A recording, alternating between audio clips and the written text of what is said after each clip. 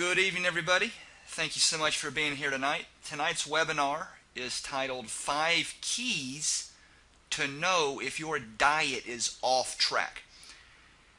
And the reason I picked this title and this subject matter is that everybody out there, almost everybody out there, the majority of people out there that are trying to burn fat and eat healthy, whether they're obese or semi in shape or really in shape or kind of on the fence, or maybe they're struggling to burn fat. Everybody thinks that what they're doing is best.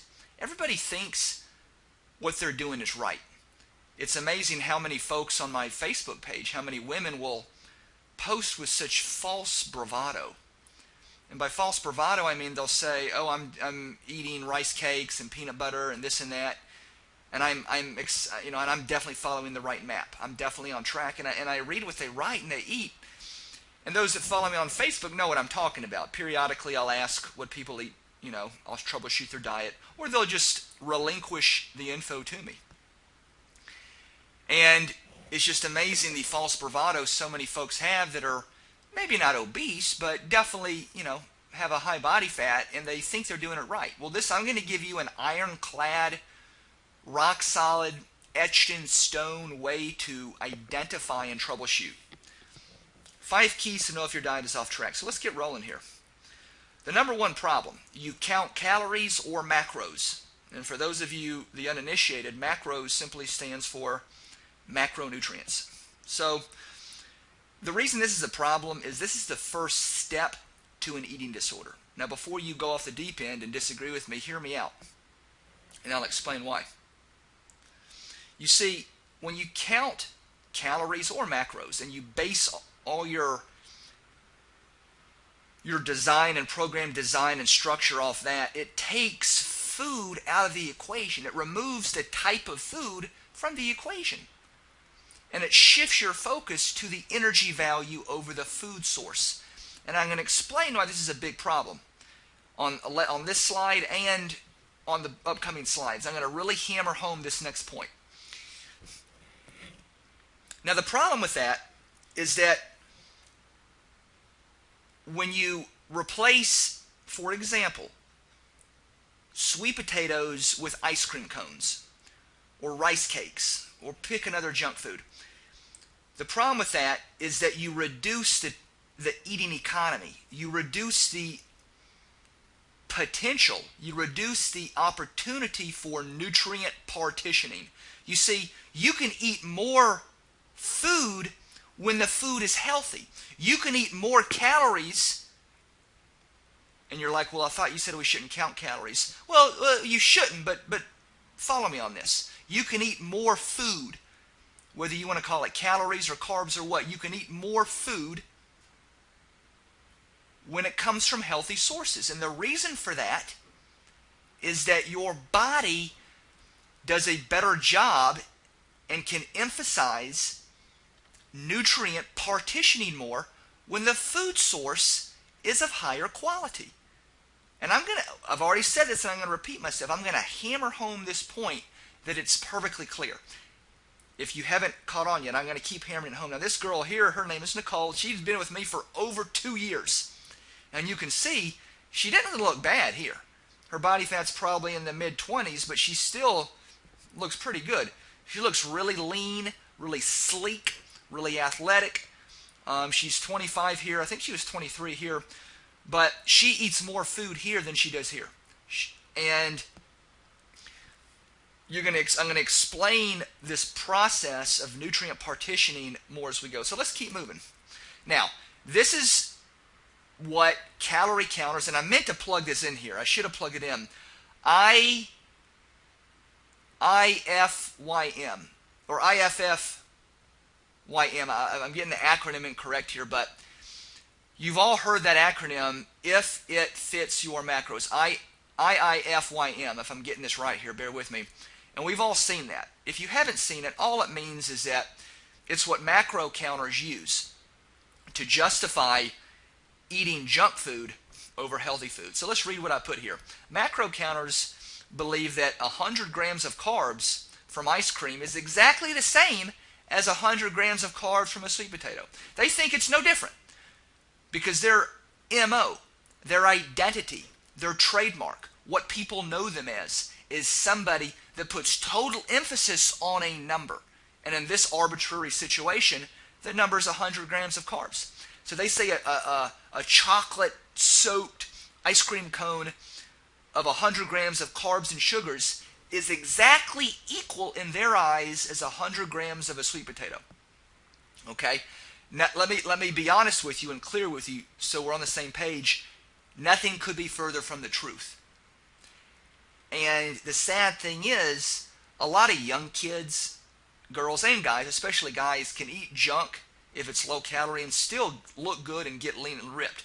Heck, I've seen girls, some women, eat McDonald's over a contest prep period and still look awesome for a figure show. There's not many like that, and they might be on steroids. But the point remains, just because somebody eats a bad food or a junk food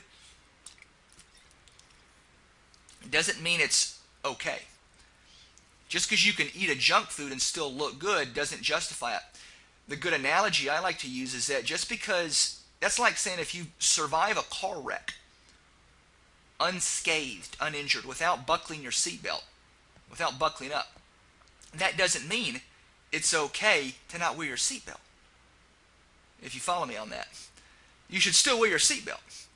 The analogy applies to here. You should still eat healthy, especially if you're someone that has the chips stacked against you from the genetic lottery.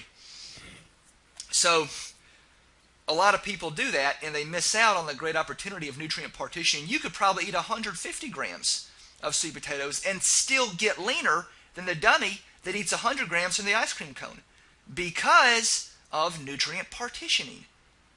And I'm going to keep going on this. Now, nutrient partitioning allows you to speed up your metabolism. It will speed up your metabolism because it credits you. It allows you. It opens the doorway for you to eat more carbs, more fats, whatever the foods, more calories, more food than you could if it was, not a whole food and healthy. Number two, it burns more body fat. When you speed up your metabolism, you're going to burn more body fat. And like I just said, it allows you to eat more calories and more food. But here's the key.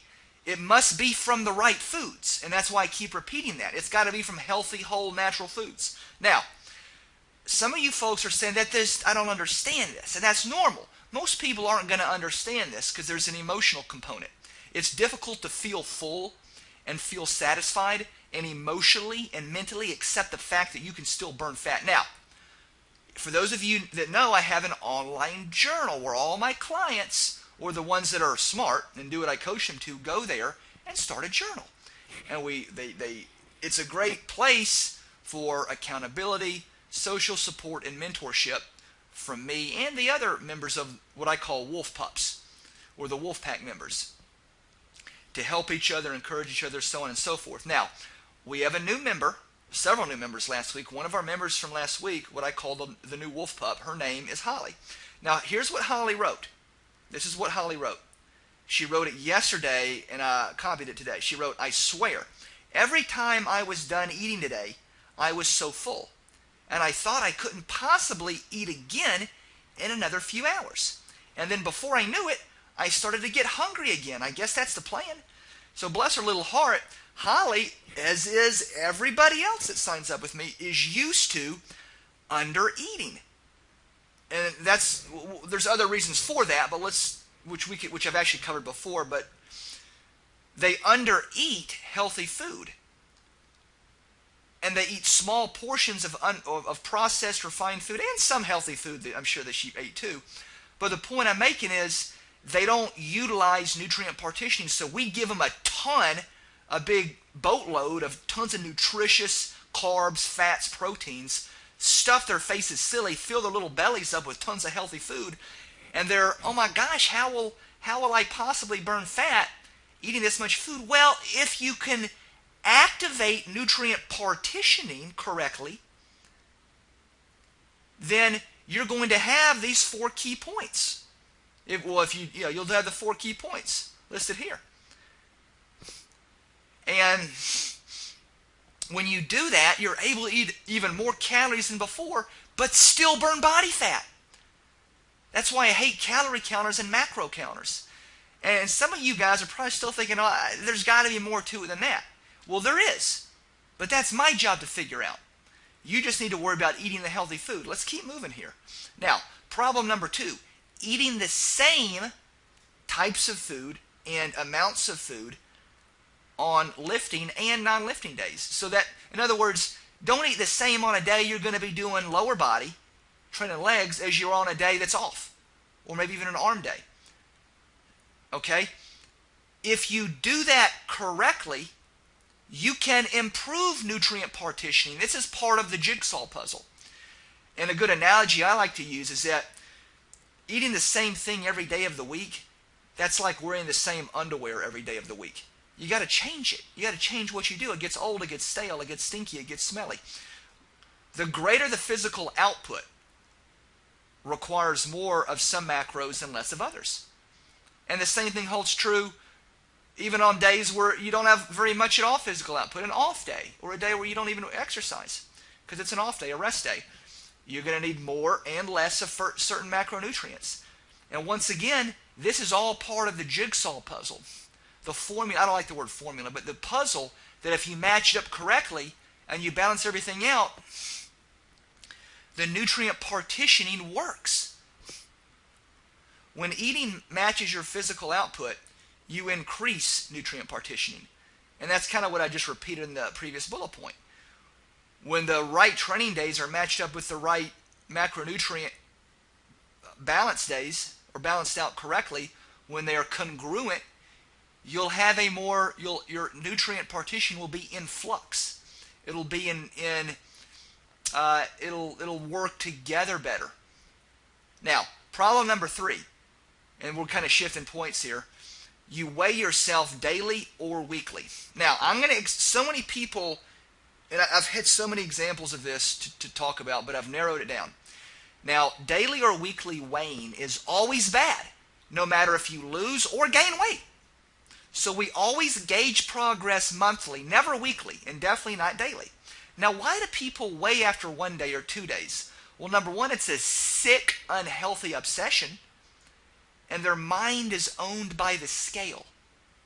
That scale really claims ownership, a stake of ownership in your mind. And that's a dangerous place to be, but let's keep moving. Now, if you lose weight your first week, and the only way you would know this is if you're disobedient and want to try it your way and weigh in. Now, I've had disobedient people do that don't want to follow the rules and want to do it their way. And it's very pernicious. It's only, guys, whenever you do things your way, if you're signed up with me, and there's some people that sign up and still want to do things their way, that's a great way to mess up. But yet and still, let's keep moving here. So if you lose weight the first week, number 1, it gives you a sense of complacency. Well, I don't understand this. I'm going to explain this. I'll explain it to you. I can't tell you how many people I've had sign up. And oftentimes it's young women in their early 30s or late 20s, and they'll lose like 2 or 3 pounds the first week, or 5 pounds the first 2 weeks, or the first 10 days. And they'll drop a bunch of weight. And 3 or 4 pounds is a bunch of weight when you haven't lost any in the last 9 months. And so what's the first thing they do? Well, they go out and they have a girls' night out. We're going to celebrate. I'm going to go have some cocktails. Now, the reason this is such a big problem is because what this feeble-minded female doesn't understand, what she's failing to grasp, is that the human body is extraordinarily an adaptive organism. And I've got that listed down here later, but I'm jumping ahead of myself. What that means is that your body isn't going to keep losing 3 pounds a week or 5 pounds every 10 days. Your body's going to say, red light, put this screech. We're going to put this screeching brakes on and put a halt to this fat loss. And your body's going to manipulate and adapt to the change in your nutrition. So you're fighting the adaptive process. Then to make matters worse, you're going out and you're having hors d'oeuvres or an appetizer and you're washing it down with a cocktail. And then you jump up 5 pounds in the next week for 2 reasons. Number 1, your body's figured it out, some. And number two, you've helped your body figure it out. You've gave your body, you've gave your body the secret password. You've gave your body, in football, if you make a big play, you throw a long pass and you fumble the ball, you give the enemy, the opponent, a turnover. If you don't understand football, just run with me for a minute. Well, that's like this. You're doing good, then you just fumble. You give a turnover to your adaptive, qualities of your body, and your body runs with it. I've had women lose like 4 pounds the first 10 days and then gain it all back plus weight because they get complacent. They're so feeble-minded, they think, oh, I've hit the lottery. I can just follow his program here and there. And you know what? Once you cross the line of compromise, it's extremely difficult to go back, especially mentally. Once when you're on point, nailing everything, preparing your food, and then you jump off for a day, it's hard as heck to go back. And the worst thing is going back and forth, one good day, one bad day. And pretty soon that turns into, to all bad meals. And I've seen people get wrecked. They start off, have an awesome first week, then get wrecked. Now here's the next problem. It sets up unrealistic expectations for a letdown in the future. Let me give you a great example. Had a woman sign up last year. She lost 3 pounds her first week. Of course, she weighs her first week because she doesn't do what she's told. And I could see this coming a mile away. She was very obese, so we gave her a ton of food, and of course she lost 3 pounds through nutrient partitioning. Now, we don't know how much, of course she doesn't measure her waist like we tell her to. She just does the scale weight, the body weight. So it could have been water, it could have been fat, it could have been whatever. Now, 3 weeks later, after a full month, she weighs again. And she had still lost 3 pounds. So what does she do? She, of course, takes a pessimistic view, and instead of saying, awesome, I lost 3 pounds my first month, she takes the pessimistic view and says, I didn't lose any weight my last 3 weeks. I am a failure. This program's a failure. Now, of course, she doesn't measure her waist either, so we don't know how many inches she lost because she quit. This is someone that had a victim narrative. Well, the victim narrative doesn't fly around these parts. I don't accept the victim narrative. And I actually had a post about that in somebody's journal earlier this week, or last week rather. But yet and still, the point I'm making is that sometimes, and we don't know if that was water, weight, fat, what, because she didn't measure her waist, but it was what probably happened, or what definitely happened for certain, is that the scale dropped 3 pounds the first week and did not drop when she weighed again 3 weeks later. So you're like, well, Jeff, I don't follow you. What's the problem? The problem is some people lack such a tremendous amount of self-confidence and are so open and available to being a victim in the body weight eating fat loss game that something as insignificant as not losing any fat or weight over a 3-week period, even though they lost 3 pounds the first week, and it was a collective 3 pounds over the first month, they view that as a loss and a failure. Do you follow me on this? Type in the left-hand chat column, man, I feel you on this. That's heartbreaking. And I'll give you one guess as to what a feeble-minded person like that will do. Well, they'll quit. Instead of following, for a good 4 to 6 or 6 months and losing a good 24 pounds of body weight or 19 pounds or whatever it is. And anyway, so you guys get my point. So-and-so, or who was that? Callie just said, I feel you on that. But my point is that you see where I'm coming from. And I'm taking a long time on this slide because people need to understand this. They need to understand that they think weighing themselves is going to help their morale. Well, if you understand what I'm saying, you'll see how it can hurt you in the long run. Let's move on. Now, even if you gain weight your first week, that can also hurt you. It can destroy you emotionally and mentally, and I'm going to explain why some people might gain weight their first week. And I've had a couple women gain weight their first week. Excuse me a minute, guys. Let me blow my nose. I got allergies over here. 1 minute.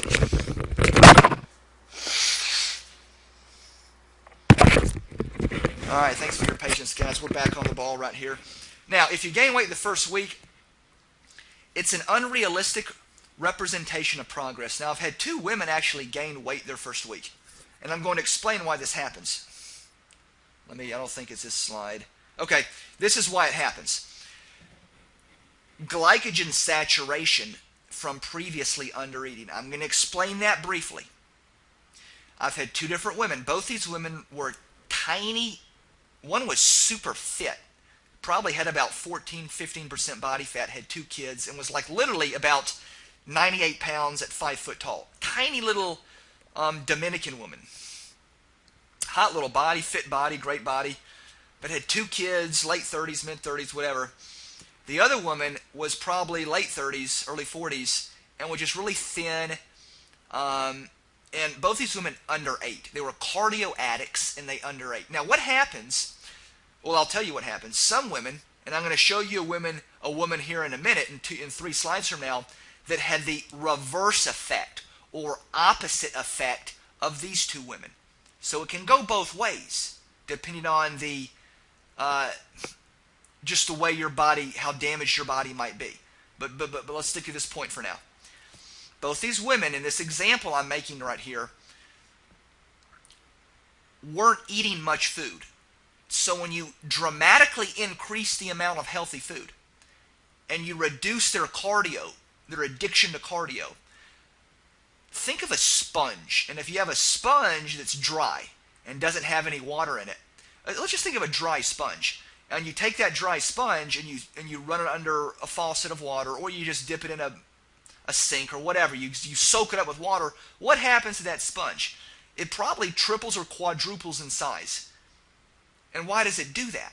Well, it does that because it saturated and absorbed water. Well, why did it get so much bigger, though? Because it was dehydrated. It was depleted. Now, that's a good example, a good analogy of what happens with some of these women that are cardio addicts, that undereat, that drink coffee 4 times a day, take fat burner pills. We're going to get you off the thermogenic stimulants. We're going to start feeding you tons of real whole food. We're going to get you the heck out of the cardio treadmill gym 6 days a week and feed you tons of food. And initially, the first week or the first 5 days, you might gain a pound or 2. Now, when you're 98 pounds or even 108 pounds or even 115, 3 pounds or even 2 pound weight gain is devastating emotionally. Now, I didn't say fat gain, I said scale weight gain. Now, why does that happen? Well, here we go.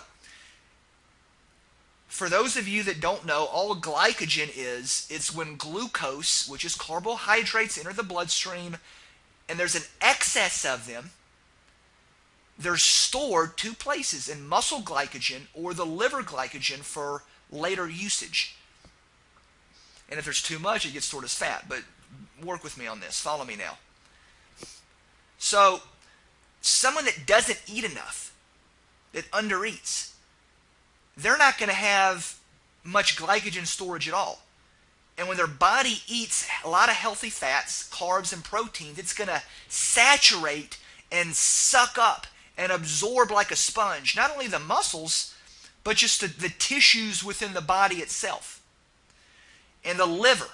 And when I forgot the breakdown, so I'm going to get it wrong. I'm not even going to try to say it. But for every gram of muscle glycogen, your body can hold, I think, an extra however much water. So the more muscle glycogen you have, it allows your body to store and suck up and absorb more water.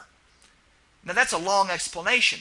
But in a nutshell, that's what happens. And with one of these women, the little Dominican lady, the very next week she was down like 3 pounds. So your body balances out after, usually it's the 8th day it balances out for people that have this effect.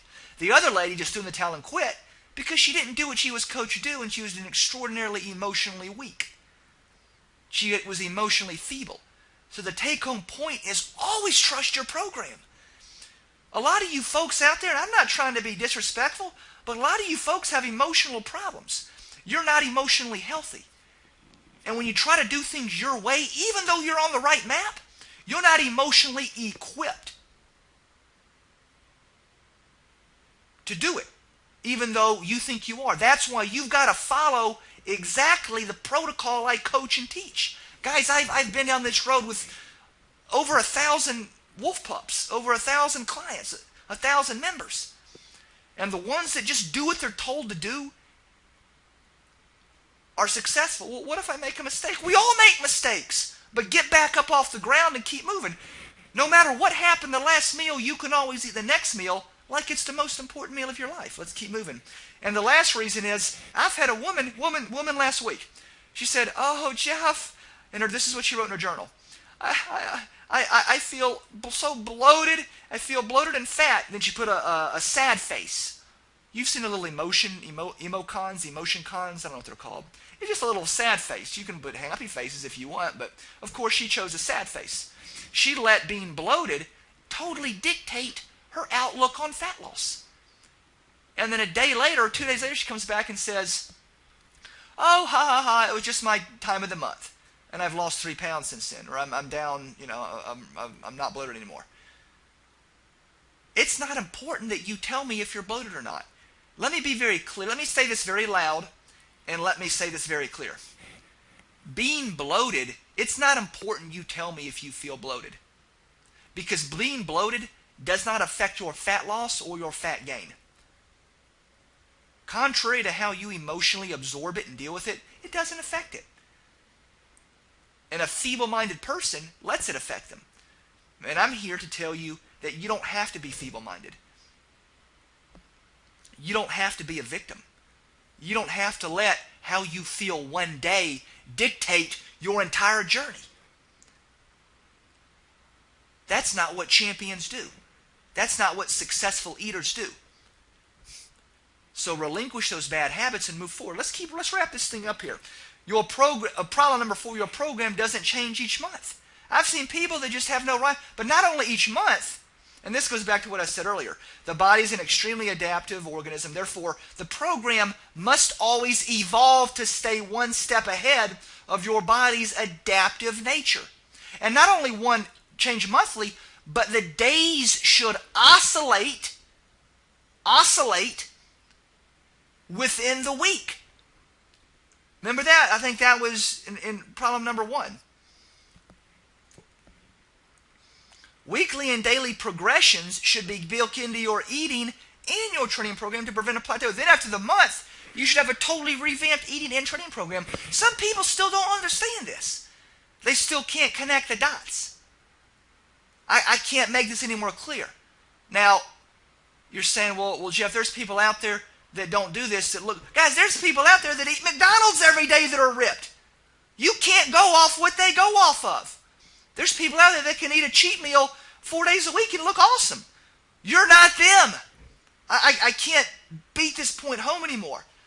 99% of the people that are on my Facebook page or fan page and follow me, they're people that they have to do everything right to put themselves in position to be successful. You've got to do everything right. Not just 1 or 2 things, or you need every advantage possible. And when you do it, you get transformations like this. This woman has 3 babies. This woman has 3, not teenage, babies. And she went from this, which is probably about 24-25% body fat, and looks pretty good, to this, by eating more food and exercising less. Now you might say, well, I don't want to be that ripped, or blah, blah, blah. It's not important whether or not you want to look like that. The important thing is you understand how profound the effect is. If I can go to the next slide here. Okay, problem 5. You eat bars and shakes every day. Now, remember in that 2 slides ago I talked about the 2 women that were really thin women and fit, that did tons of cardio and actually gained a couple pounds their first week, but ended up getting leaner the next week? This woman is the opposite. So follow me on this. She's the opposite. She's a thin, fit woman who underate and over-cardioed, but her body just responded differently than those 2. So some people's bodies respond differently. Follow me on this and I'll give you an example. Now this woman, actually she's the next slide, so just bear with me now. When you eat bars and shakes every day, those are processed refined foods. And the problem with doing that is that it nullifies the thermogenic process of digestion. Now, I've discussed that in a previous webinar, and if you like, you can, if you want, you can mention the chat bar, and I'll direct you to it later at the end. And we're almost done here. And by the way, I'll take your questions at the end of this webinar. So we got about 2 or 3 more minutes, and we'll wrap up the slideshow and get to the questions. Second of all, it's a low eating economy. We want a high eating economy. What is a high eating economy? A high eating economy is broccoli, olive oil, chicken breasts, ground turkey breasts, grass-fed lean ground beef, fresh fish, a cruciferous, multicolored, leafy green salad with avocado, healthy power foods. A low eating economy is rice cakes and peanut butter, a chicken and sweet potato. Whoa, whoa, whoa, whoa! What's wrong with the chicken and sweet potato? Well, nothing's wrong with that. But people that have a low eating economy usually have a few good foods. There's a few approved foods. But remember, you've heard, if those of you that know me have heard me say, people that can't make progress, it's not because of it's not what you're eating, it's what you're not eating. Does that make sense? So someone that's eating rice cakes and peanut butter for one of their meals they're not eating good food enough. They're doing some good things right. Sweet potato chicken. And it's just a hypothetical example. But let me finish my example. The low eating economy. My favorite one. A whey shake and oats. Now, I do give supplements. I do a short list, mind you. A very short, condensed list. I do I plug in and insert specific certain supplements for people on their eating program. And it's not just one brand. There's about, 2 or 3 or 4 different brands, 3 or 4 different brands of supplements that I will cherry pick from.